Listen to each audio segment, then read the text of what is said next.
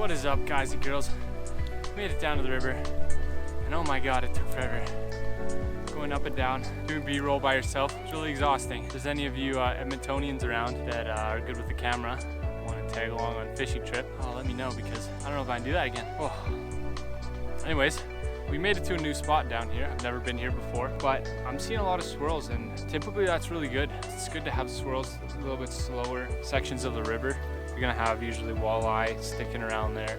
They also like the deeper parts, but I think we're gonna have really good luck here. If we're not gonna catch walleye, we're definitely gonna catch goldeye. I can guarantee you that in this video. I met one Edmontonian coming down this way with a rod and pole as well, actually. So if you're watching this, appreciate it. I really appreciate, you know, every one of you guys coming to this channel.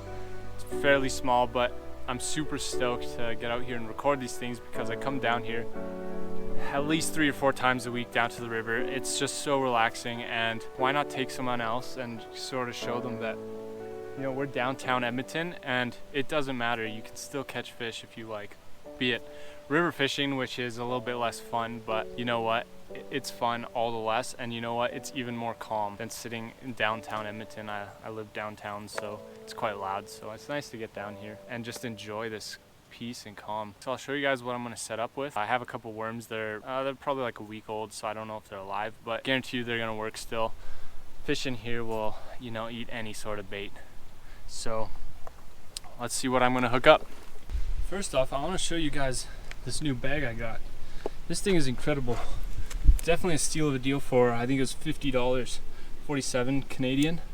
It's unreal. I have my drone case. I just strapped it in the back here. So gotta love the drone footage. Has a rod holder on the side. Can hold my rod because I bike a lot, so I needed something to hold it vertically. My old tackle box would only hold it horizontally, and you've seen the old videos of the dogs trying to run through a door with a giant piece of wood. Well, that was basically me with the rod. I had to basically break my rod every time I went through a doorway, so that wasn't gonna work. You have all sorts of holders. This is for my rod. Got a water bottle holder. It's incredible. This opens up and I have 3, I think they're 11-inch tackle boxes, just plastic boxes. Tied my GoPro chesty mount around here. Sorry about that. Something was beeping and I thought it was my GoPro, but it was actually my drone. I took a shot coming out of the trail there, and the controller wasn't turned off, so it was beeping at me. It's kind of a nice feature I didn't know that it had, but the controller has so much battery that I don't think it's gonna matter. So anyways, back to the bag. You know, I got everything in here, everything's strapped up. It has a sling bag, has a shoulder bag, so you can put it over both your shoulders. This bag is incredible. I highly recommend it. I'm not sponsored or anything, but if this company would love to sponsor me, that'd be awesome. It's just an unreal bag, and you know what? They even have a smaller version that's great for coming down here when you don't need a lot of things, but I have so much camera equipment and stuff that I need a bigger bag to actually do this. So I'm gonna pull out some tackle boxes, gonna actually hook up my rig. I think I'm just gonna do a basic pickerel rig. I've seen a couple videos actually as of recent, local videos, that were saying that the pickerel rig is actually very bad for the river because when it breaks, you have 2 hooks now in the water that are swimming around, and fish, you know, will bite those and they'll get stuck and they'll die and they'll get wrapped up in it. I'm gonna look at different rigs, sturgeon rigs and stuff, something that is possibly a little bit better. But as of right now, it's all I have. And you know what? I've been fishing with it for probably 10 years now, and I have had 0 snags with it, but nothing that I wasn't able to retrieve. So, you know what? I think this one time it's gonna be fine. I'm gonna look and obviously try and better my fishing and better the environment.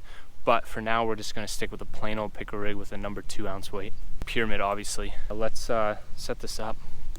All right, so said it was 17 degrees, and 17 degrees is pretty hot for having a sweater on, but I was out on my balcony out on my place, and I had this breeze coming, which feels great down here, but when you're up high like that, it feels chilly.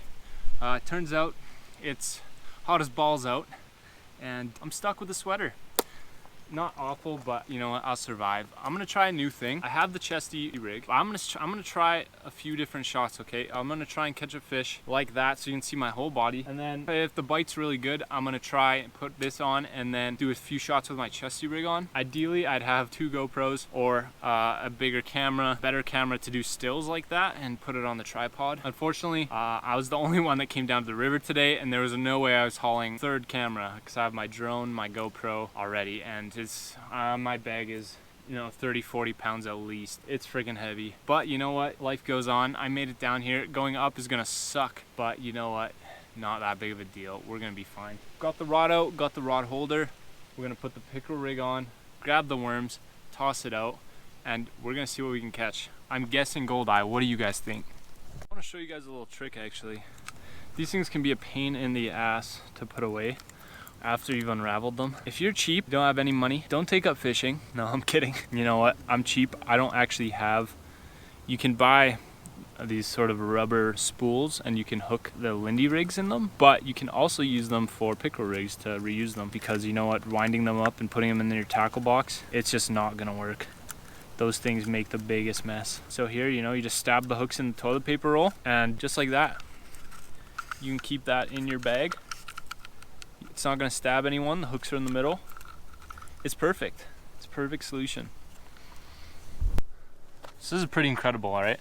I bought these worms 2 weeks ago, kept them in the fridge. Typically my worms die within the first week in the fridge. They just go soggy and then they sort of die. I was Googling around and seeing what I could do to lengthen them, because my solution was just to buy frozen minnows. But even those getting thawed, refroze, those get pretty gross after a while too. The trick is coffee grinds. It sounds crazy, but I swear these worms are completely alive. They have no problem at all. It's incredible. If you're gonna keep worms, you don't use the whole box, you know, still have 2 boxes, only use a box. You don't have to let the worms rot. Put coffee grinds in it and you know what, they're gonna stay alive. It's incredible. Right, so I have 8-pound lined on, very light for the river. If I catch a sturgeon, probably gonna lose it. I'm hoping not to, and to be honest, I've only targeted sturgeon at night. That's only when I've ever caught them. I've never caught them during the day, so unless today's a miracle, don't think we're gonna catch a sturgeon. I'm gonna aim it sort of along the shoreline here where I see some swirls, not too deep. We don't wanna go out into the middle of the river. It's just, some people take their rod, put a, you know, 4 or 5 ounces of weight on it and try and hit the other shore across the way. Don't do that. It's completely unnecessary. Just get it out, follow the shoreline, get it out a decent ways, whether you don't see many ripples, the river flowing or anything like that. You'll catch a fish every time. I was gonna throw the drone up, but the U of A hospital, there's a heliport. It's out of range of us flying a drone. We can technically fly drones right now in this area. Edmonton is actually one of the most lenient places in terms of their airport.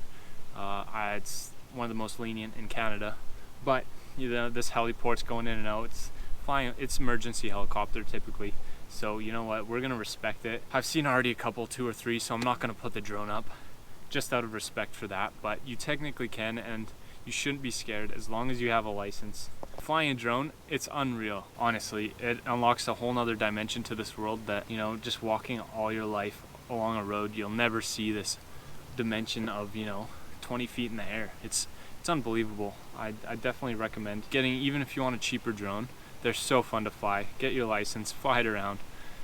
You'll love it, I guarantee. Let's get this rod out here.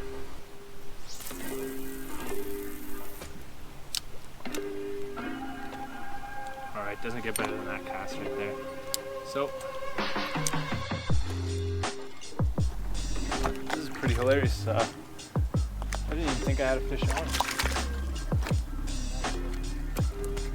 What? I did. A little goldeye. Wow. So these buggers, they go. Those guys down there were just asking me what I was catching. Thought it was a goldeye at first, but look at those. I'll just hold him there with this stream. You can see his gills going. Once he gets enough oxygen in those gills, he'll go. There we go.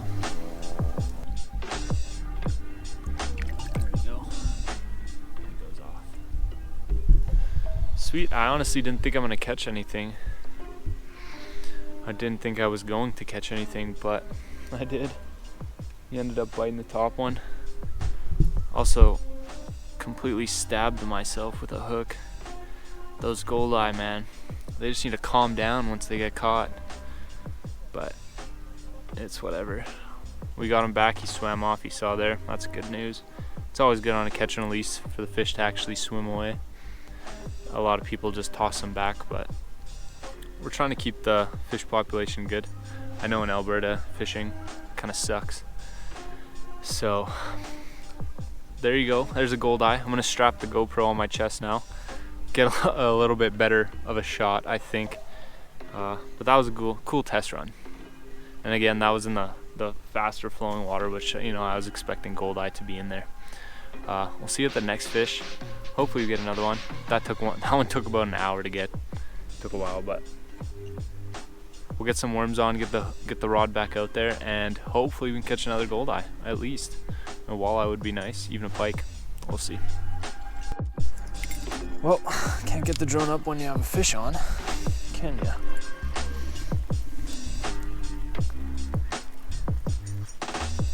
I think it's another little goldeye.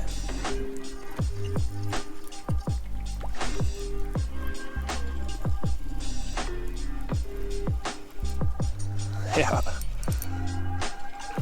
The little guy. Oh, look at that. Didn't even have to release him. He just got off on his own. If you guys want to see actually how I set the drone up, it's fairly simple. It has a gimbal guard on it. Make sure that comes off. Make sure you spread out these wings. Or they're actually propeller blades, I guess you'd call them. They lock into position. Not really lock, but they'll sort of get into like a really firm position. All right. Then just grab this, make sure your drone's on. Short click, long click, turns it on. If you just tap it, then it'll show you the battery life on it. It runs through its calibration. Once that's done, it should connect, just like that. You can see right here, that's me. It's pretty cool. Then to launch, press the takeoff button and you hold it away from your face. If you're doing it by hand, you can also set it down. Once it's green, it'll take off.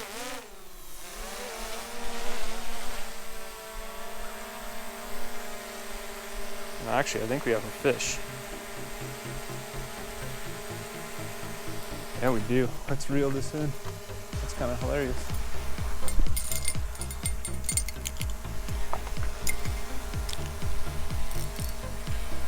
Seems like a decent fish.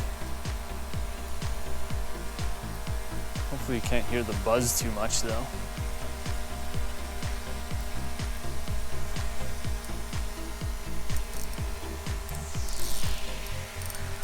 Another goldeye. This is actually a decent fish. Oh, no, it's not. That's a walleye. Nice. Slight problem though. He choked on this. This never usually ends up good, but we're gonna try our best.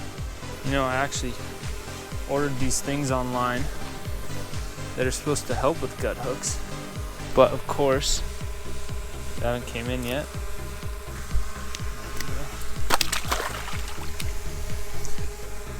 All right, let's see if we can get this guy back. No, you don't want to go in there, buddy. There we go. Swam off good. It's a lot of blood though. Let's hope that he makes it. Alright guys, it is about 7:30. It's getting dark and a little bit chilly, honestly. Actually 8:30.